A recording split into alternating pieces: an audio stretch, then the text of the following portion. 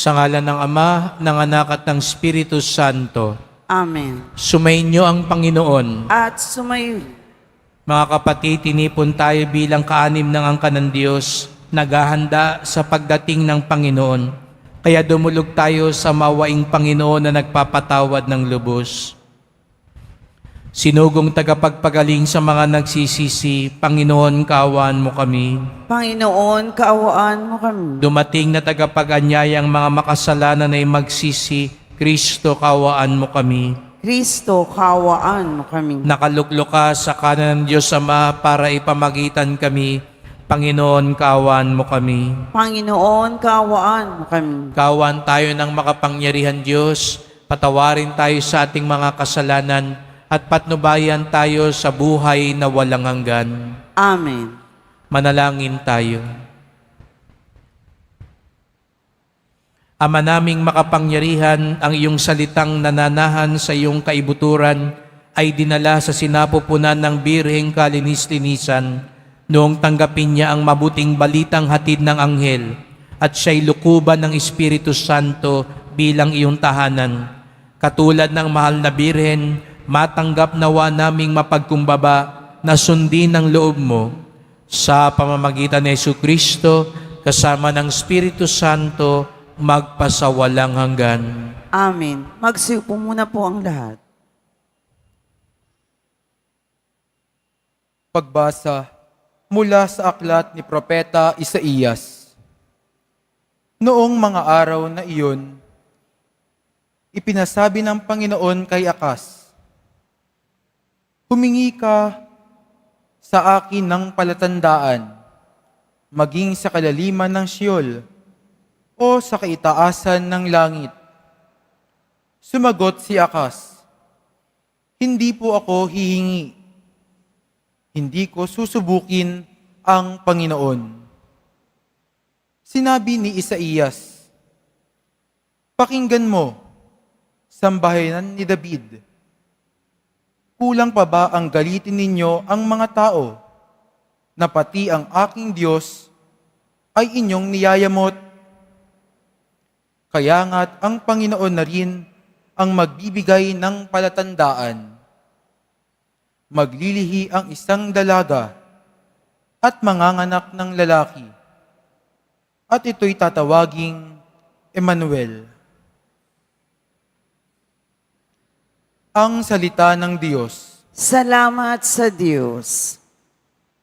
Ang Panginooy darating, siya'y dakilang hari natin.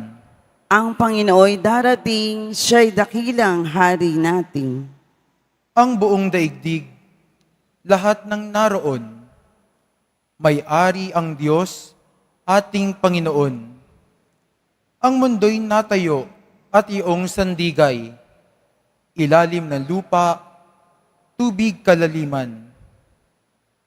Ang Panginooy darating, siya'y dakilang hari natin. Sino ang marapat umahon sa burol? Sa burol ng poon, sino ngang aahon? Sinong papayagang pumasok sa templo? Sinong tutulutang pumasok na tao? Siya na malinis ang isip at buhay, na hindi sumamba sa Diyos-Diyosan, tapat sa pangako na binibitawan. Ang Panginooy darating, siya'y dakilang hari natin. Ang Panginoong Diyos, pagpapalain siya. Ililigtas siya't pawawalang sala. Gayon ang sinumang lumalapit sa Diyos, silang lumalapit sa Diyos ni Jacob. Ang Panginooy darating, siya'y dakilang hari natin. Magsitayo na po ang lahat.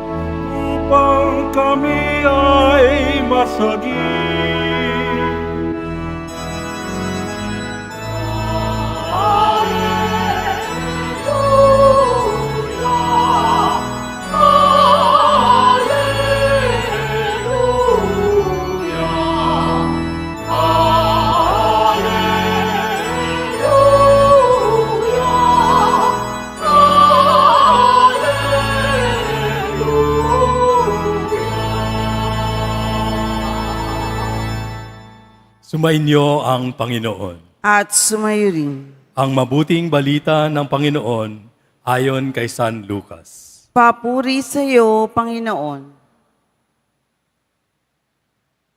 Nang ika-6 na buwan na ng pagdadalang tao ni Elizabeth, ang Anghel Gabriel ay sinugo ng Diyos sa Nazaret, Galilea, sa isang dalaga na ang pangalay Maria. Siya ay nakatakdang ikasal kay Jose, isang lalaki buhat sa lipi ni Haring David. Paglapit ng anghel sa kinaroroonan ng dalaga, binati niya ito. Matuwa ka, ikaw ay kalugod-lugod sa Diyos, wika niya. Sumasa iyo ang Panginoon. Nagulumihanan si Maria sa gayong pangungusap at inisip niyang mabuti kung ano ang kahulugan niyon. Kaya't sinabi sa kanya ng anghel, huwag kang matakot, Maria, sapagkat kinalulugdan ka ng Diyos. Makinig ka, ikaw ay maglilihi at manganganak ng isang lalaki, at siya'y tatawagin mong Jesus. Magiging dakila siya at tatawaging anak ng kataas-taasan. Ibibigay sa kanya ng Panginoong Diyos ang trono ng kanyang amang si David. Maghahari siya sa angkan ni Jacob magpakailanman, at ang kanyang paghahari ay walang hanggan. Paanong mangyayari ito? Gayon ako'y dalaga, tanong ni Maria. Sumagot ang anghel, bababa sa iyo ang Espiritu Santo at lililiman ka ng kapangyarihan ng kataas-taasan. Kaya't banal ang ipanganganak mo at tatawaging anak ng Diyos. Natatandaan mo ang iyong kamag-anak na si Elizabeth? Alam ng lahat na siya ay baog, ngunit naglihi siya sa kabila ng kanyang katandaan.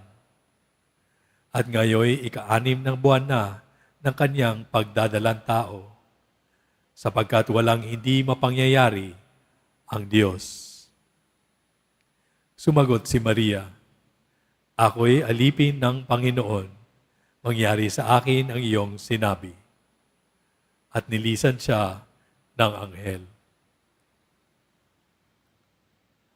Ang mabuting balita ng Panginoon. Pinupuri ka namin, Panginoong Hesukristo. Magsiupo muna po ang lahat.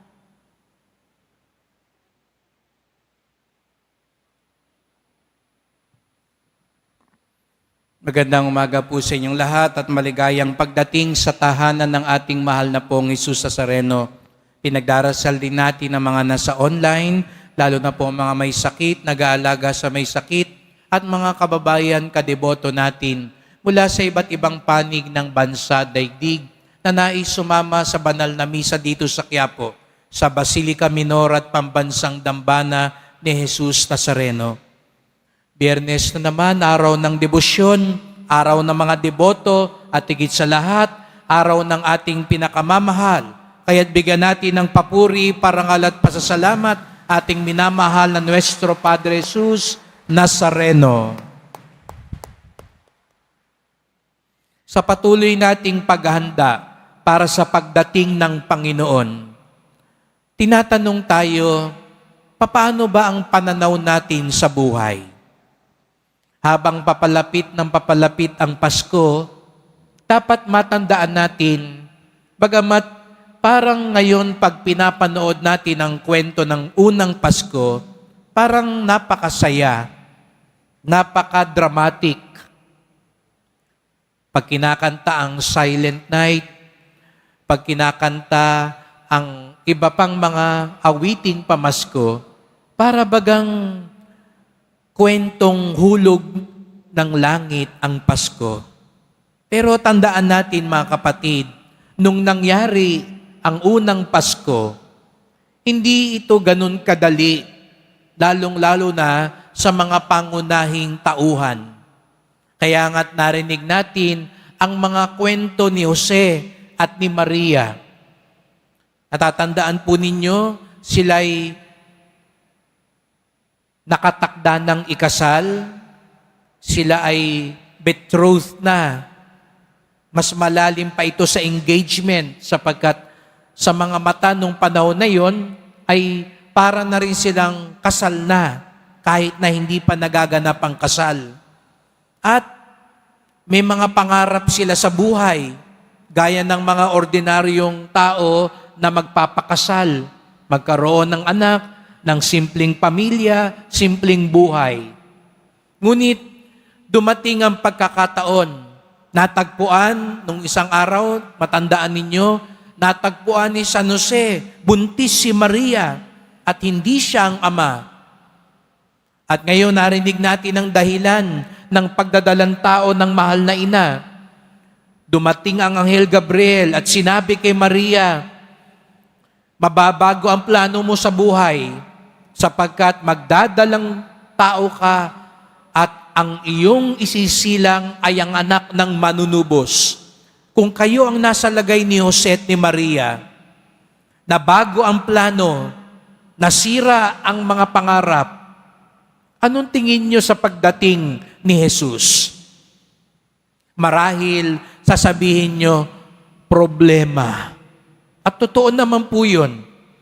Kapag may dumating na isang bagay na ayaw natin, na hindi natin inaasahan, na nakasira sa ating mga gusto at plano, di po ba ang tingin natin dito agad ay problema? Ngunit itinuturo sa atin ngayon, paano naunawaan ni San Jose? Paano natanggap ng mahal na Birheng Maria ang mga pangyayaring ito? Sapagkat hindi sila huminto sa problema. Tinignan nila ang mga pangyayaring ito bilang hiwaga. Problema o hiwaga. Magkaiba daw po yun, mga kapatid. Dahil kapag ang tingin mo sa isang bagay, problema lang, talagang maaburido ka. Talagang mapapagod ka. Talagang maiinis ka. Kasi pag may problema, ang una mo laging iniisip, anong gagawin ko para matapos na ito? Anong solusyon ng kailangan ko para malagpasan ko ito? Ang problema, nilalagpasan. Kaya nga yung iba, tinatakbuhan ng problema. Pero ipinakita sa atin ni Maria at ni Jose na ang mga bagay-bagay sa isang naniniwala sa Diyos, katulad nating mga deboto, ang tingin natin hindi problema kung hindi hiwaga. Pag sinabi mong hiwaga, hindi ito tungkol sa magagawa mo, kung hindi ito'y tungkol sa gustong gawin ng Diyos. Pag ang iniisip mo problema, talagang mapapagod at magagalit ka. Pero kapag ang tingin mo ay hiwaga, mapapatanong ka at mabubuksan mo ang puso mo. Sabi ko nga kanina, ang problema tinatapos, nilalagpasan o tinatakbuhan. Pero ang hiwaga, kahit hindi maintindihan agad, niyayakap, inuunawa, at sinusunod. Yun ang sikreto ng mahal na Birheng Maria. Ang tingin niya sa maraming bagay sa buhay, hindi problema kung hindi hiwaga. Kaya ang tanong, mga kapatid, tunay ba talaga tayong deboto ng Poong Nazareno? Tunay ba talaga tayong Kristiyano? Sapagkat kung tayo'y tunay na anak ng Diyos, mas nangingibabaw sa atin, hiwaga ang nangyayaring ito. Opo, mga kapatid, hindi natin maitatanggi. May mga masasaklap na pangyayari sa buhay natin. May sakit ka, may problema kayong mag-asawa ngayon, magulo kayo ngayon sa pamilya nyo, hindi maayos ang kabuhayan nyo, maraming mga nangyaring hindi bahagi ng plano mo. Pero wag mo lang tignan ito bilang problema. Tignan mo ito bilang hiwaga, misteryo. Kaya't pag ganun daw, katulad ng mahal na Birhen, mapapatanong tayo sa Diyos. Hindi tayo magrereklamo. Bagkus, magtatanong tayo sa Poong Nazareno, bakit nangyayari ito? Papaanong nangyayari ito? At ano ang gusto niyong mangyari at gawin sa buhay ko? Lord, bakit may sakit ako ngayon? Anong gusto mong mangyari sa buhay ko? Lord, bakit ganito ang mga nangyayari sa akin ngayon? Mangusap kayo, akayin niyo ako, gabayan niyo ako, sapagkat ang taong tumitingin sa hiwaga, hindi sa problema, ang siyang makatutuklas ng himala at pagpapala ng Diyos. Ang Quiapo, puno ng deboto, hindi nyo dala-dala dito lang ang problema nyo.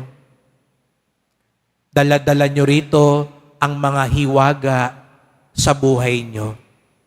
Sapagkat kapag ang tingin nyo rito'y hiwaga, di kalaunan makikita ninyo ang pagpapala. Kaya't sama-sama po tayo magdasal. Mahal na pong Jesus Nazareno, kayo po ay puno ng karunungan at kabutihan. Nawa, kapag dumudulog kami sa iyo, hindi lang makita namin ay problema. Bagkus, ang makita namin ay misteryo at hiwaga. Ang iyong plano, ang iyong kalooban, upang sa gayoy katulad ni Maria at ni Jose, mabuksan ang aming puso at sumunod kami sa iyong kalooban at matuklasan namin ang iyong tunay na himala at pagpapala. Mahal na pong Jesus Nazareno, kaawaan niyo po kami, basbasan niyo po kami. Amen. Amen. Magsitayo na po ang lahat.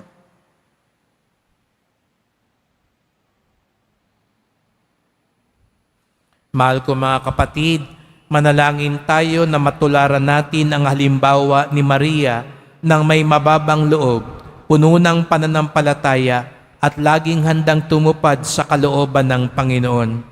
Ang ating tugon, sa pamamagitan ni Maria, dinggin mo kami.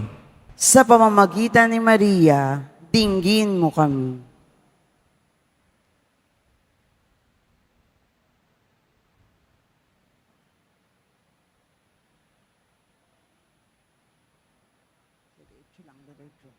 Bilang bayan ng Diyos, tayo naway sumulong sa ating paglalakbay sa pananampalataya, sa ilalim ng paggabay at pagtuturo ng ating kaparian. Manalangin tayo.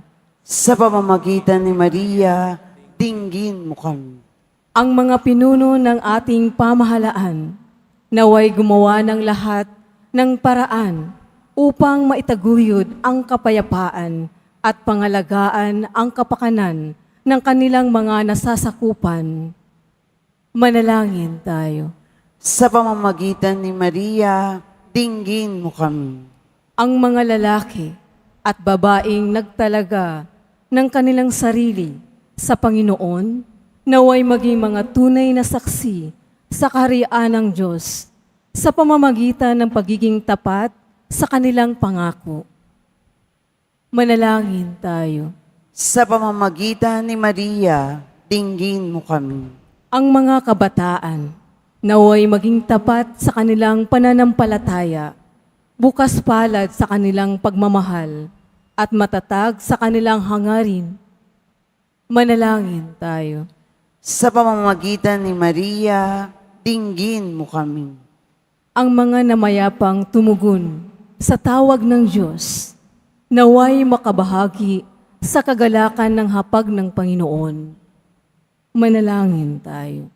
Sa pamamagitan ni Maria, dinggin mo kami. Ama, naging tao ang iyong walang hanggang salita nang italaga ng Birheng Maria ang kanyang buhay sa katuparan ng iyong balak. Matularan nawa namin ang kanyang halimbawa sa paghanda para sa pagdating ni Jesus na iyong anak na aming Panginoon. Amen. Magsiupo muna po ang lahat.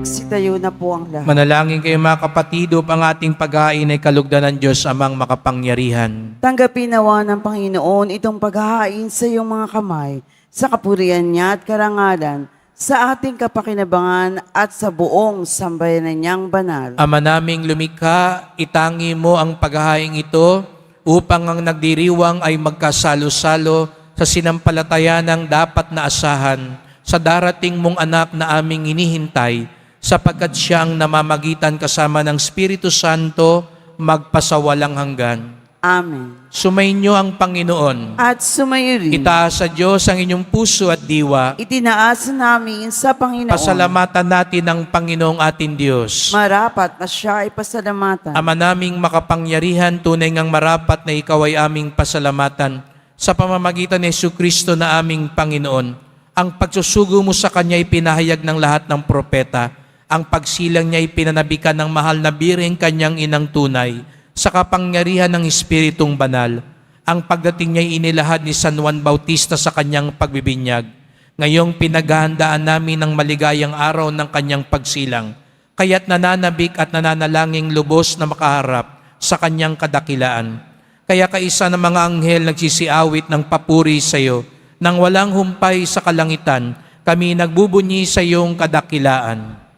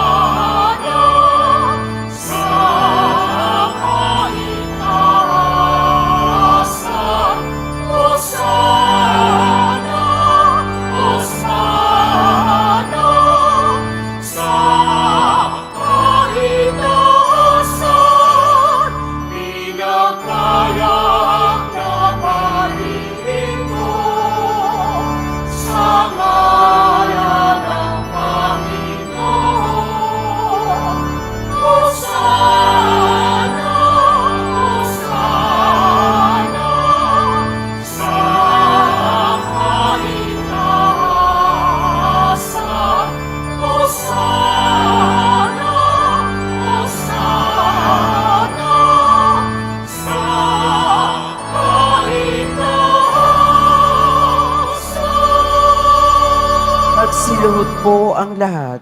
Ama naming banal, ikaw ang bukal ng tanang kabanalan. Kaya sa pamamagitan ng iyong Espiritu, gawin banal ang mga kaloob na ito, upang para sa amin maging katawan at dugo ng aming Panginoong Hesukristo. Bago niya pinagtiis ang kusang loob na maging handog, hinawakan niya ang tinapay, pinasalamatan kanya, pinaghati-hati niya iyon, iniabot sa kanyang mga alagad at sinabi, "Tanggapin ninyong lahat ito at kanin. Ito ang aking katawan na ihahandog para sa inyo."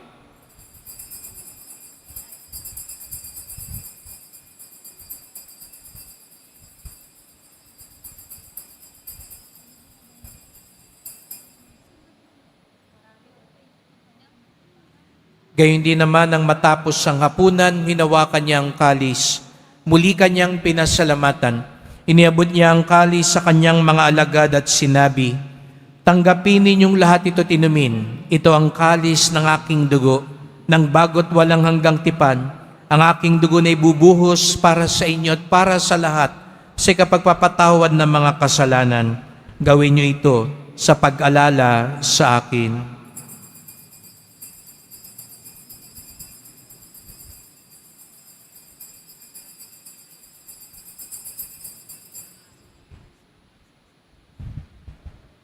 Ipagbunyi natin ang misteryo ng pananampalataya. Kristo'y namatay, si Kristo'y nabuhay, si Kristo'y babalik sa wakas ng panahon. Ama, ginagawa namin ngayon ang pag-alala sa pagkamatay at muling pagkabuhay ng iyong anak. Kaya tinalay namin sa iyong tinapay nagbibigay buhay at ang kalis na nagkakaloob ng kaligtasan. Kami nagpapasalamat dahil kami yung minarapat na tumayo sa harap mo para maglingkod sa iyo. Isinasamo namin kaming magsalo-salo sa katawan at dugo ni Kristo ay mabuklod sa pagkakaisa sa pamamagitan ng Espiritu Santo. Ama, lingapin mo ang iyong simbahang laganap sa buong daigdig. Puspusin mo kami sa pag-ibig kaysa ni Francisco na aming Papa, ni Jose na aming Obispo at ng Tanang Kaparian. Alalahanin mo rin ang mga kapatid naming nahimlay na may pag-asang sila'y muling mabubuhay. Gayon din ang lahat ng mga pumanaw. Kawan mo sila't patuloyin sa iyong kaliwanagan. Kawan mo at pagindapating kaming lahat na makasalo sa iyong buhay na walang wakas. Kaisa na mahal na Birheng Maria, Ina ng Diyos, ng kabiyak niyang pusong si San Jose, na mga apostol, ni San Juan Bautista at lahat ng mga banal na namuhay dito sa daigdig ng kalugod-lugod sa iyo. May pagdiwang nawa namin ng pagpupuri sa ikararangal mo sa pamamagitan ng iyong anak na aming Panginoong Jesucristo. Sa pamamagitan ni Kristo, kasama niya at sa Kanya, ang lahat ng parangal at papuri ay sa iyo, Diyos Amang makapangyarihan, kasama ng Espiritu Santo, magpasawalang hanggan.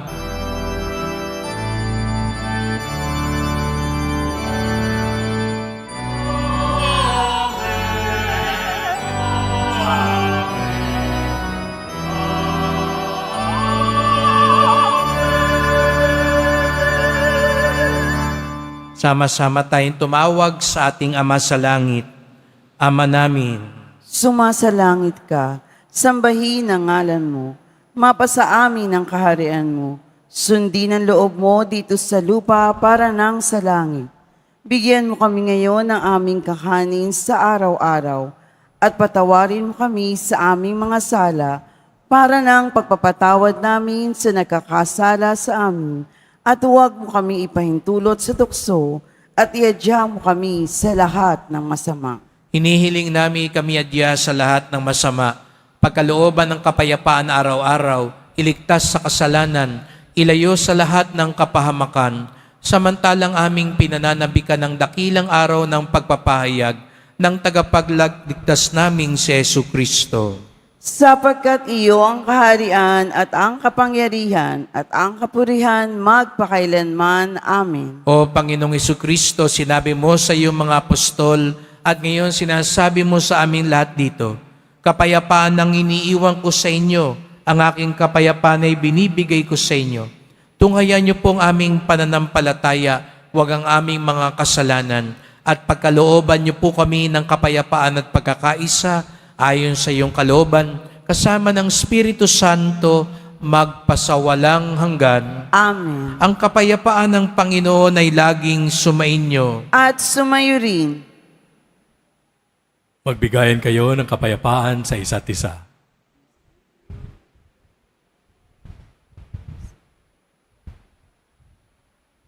Kordero ng Diyos na nag-aalis sa mga kasalanan ng sanlibutan, maawa ka sa amin.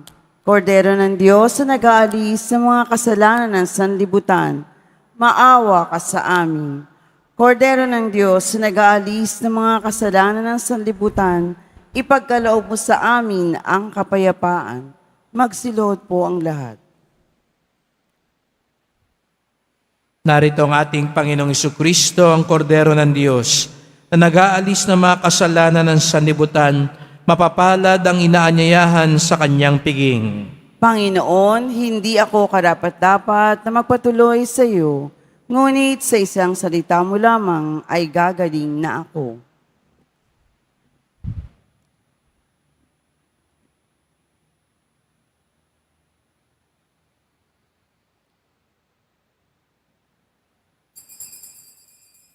Para sa lahat ng tatanggap ng banal na komunyon, sasagot po tayo na amen pagkasabi ng pari o ng lay minister ng katawan ni Kristo at isubo agad sa bibig bago umalis sa harapan ng pari o ng lay minister. Sumunod po tayo.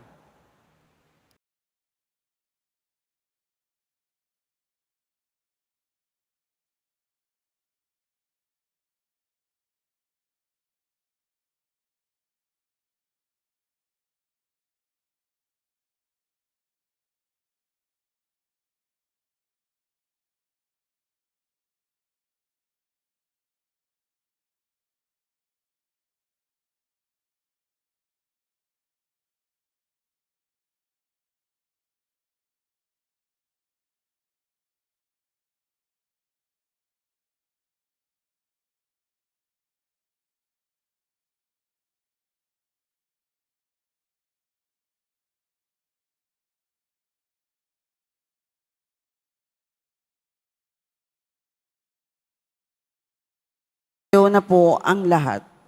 Manalangin tayo. Ama naming mapagmahal, ang mga pinapagsalo-salo mo sa iyong banal na piging ay papagkamtin mo ng tunay na kapayapaan bilang kapakinabangan sa ginanap na pagdiriwang sa pamamagitan ni Jesucristo kasama ng Espiritu Santo magpasawalang hanggan. Amen. Salamat po sa inyo pagpunta dito sa Quiapo. Ingat po kayo sa pag-uwi. Salamat po sa mga naglingkod sa misa at sa inyong tulong sa simbahan. Mga pamisa, love offerings, online donations, sa mga nagdadala po dito ng bigas, dilata, noodles at iba pang pang-ayuda. Ang ating debosyon sa Poong Nazareno ay nagtuturo sa atin magmalasakit at tumulong sa ating kapwa. Ang buhay ay hindi isang problemang dapat lutasin. Bagkus, ito'y isang hiwaga na dapat tanggapin at tuklasin.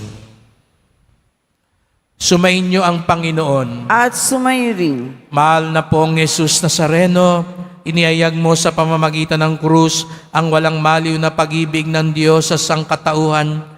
Pakinggan mo ang kahilingan lalo na para sa mga nangangailangan ng iyong tulong at awa. Makamtanawa namin ng iyong kasagutan ng may utang na loob na tinatanaw.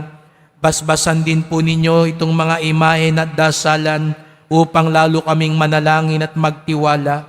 Sa pamamagitan ng bendisyon na ito, naway lalo kaming maging mapaglingkod, masunurin at tapat sa iyo na aming malwalating Panginoon, magpasawalang hanggan. Amen. At pagpalaing kayong lahat ng makapangyarihang Diyos, Ama at Anak at Espiritu Santo. Amen. Umayo kayong taglay ang kapayapaan ng Poong Jesus Nazareno. Salamat sa Diyos.